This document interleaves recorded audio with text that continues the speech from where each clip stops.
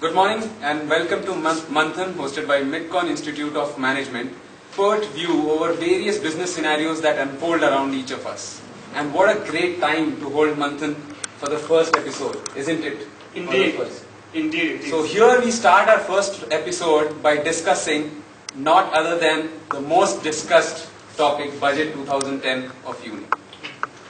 So let's welcome our guests for the day.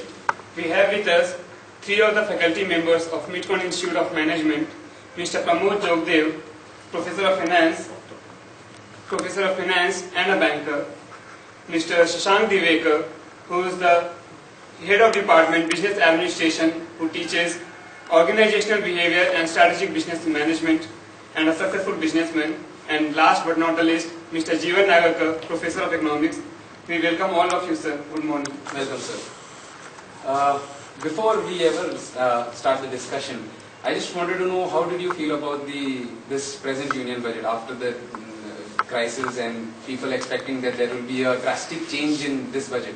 So how have been you expecting this budget and how has been this unfolded? Sir.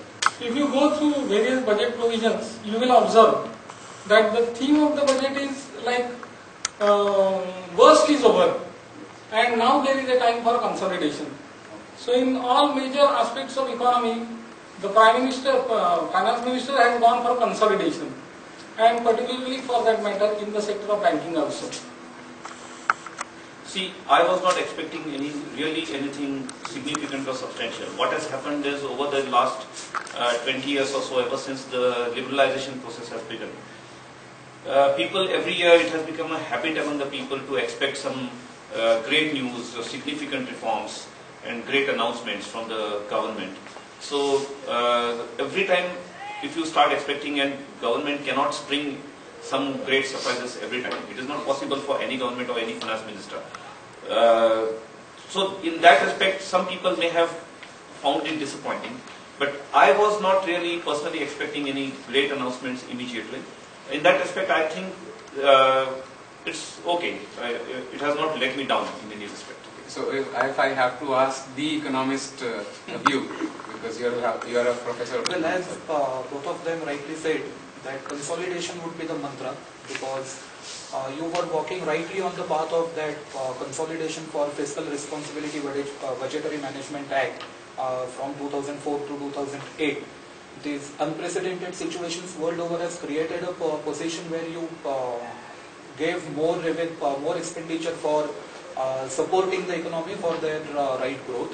Now the time has come when your economy is right on the right path, so you should again increase the tax rates which you had reduced.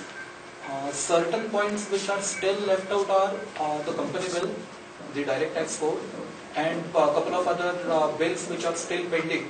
I was expecting certain work which would have been done by this government in last 1 year, but that seems which has not been done because of some political GST and because of some political reasons also, that your land acquisition bill has not been clear because of the elections in Bengal. So some of the parties which are supporting government right now are not in the favor of passing that bill. So those factors, I was expecting something to happen, but it did not really happen. So if I have to say, this time budget, finance minister must have felt much more comfortable because this is a complete government. I mean, no fear of support being pulled out and or any other thing. And moreover, he feels comfort because the economy has pulled through the worst of the time. Because the situation all over the world after Lehman Brothers fall and Merrill fall and all the economic crisis was very worst. Fortunately for India, because of the right financial measure, because of the right economic measures, we pulled it through. So now, even though we have come through, now everybody, the administration and government has realized that this could be a one-time phenomena, but we need to strengthen our base. That means like strengthening capital base of the banks, or going for inclusive banking, or inclusive financing. It should not be restricted to a limited category of people. It should be to the entire nation. So if I have to start on a note, the first thing I will start is because mostly budget is viewed by corporate sector. So first thing comes is MAT, minimum alternative tax, which has raised from 15 to 18. How do you think this will affect the profitability of the companies? The IT subsidiaries which could have been created in India as a back office unit, now they will not come because smaller companies in IT field will have more problems because of this MAT tax rate increase. Now had there been only say 10% of the MAT tax, as Mohandas Pai of Infosys also said, that due to this MAT you have lost couple of thousand jobs in last 3 to 5 years. Now had there been no increase in MAT, these small subsidiaries would have proliferated in India. Now it won't have. So I would like to add here, MAT has been increased by 3%, and on the other hand, surcharge has been decreased by 2.5%. So because of this change in rates, will there be an effect? Because it seems that from one hand, finance minister took it, and from the other, he just gave it. So that is what corporate tax is paid by one and all who create profit and who fall in line with the basic rules. MAT is a special provision which is made for those who either don't get any profit to begin with, or they have been given some holidays, that is tax holidays. Now they should be seen from a different perspective.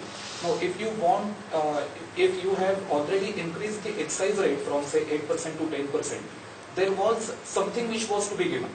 So surcharge has been reduced to benefit every single producer, and MAT has been increased so that the revenue is also not lost. See, whatever that government gives away, and if you are talking about consolidation, and if you are supposed to maintain your revenue, you will have to get your revenue from one area or the other. So that is what they have done. And I would like to add to this in the sense, it's unfair to compare MAT with surcharge, because they are two entirely different concepts. Surcharge is a very minuscule kind of, if you compare it with the total tax collected, it's a minuscule tax which is calculated on the amount of tax, whereas tax as such is calculated on the income generated. So your comparison that surcharge has been removed but MAT has been introduced or increased may not necessarily go together. These two things don't necessarily go together.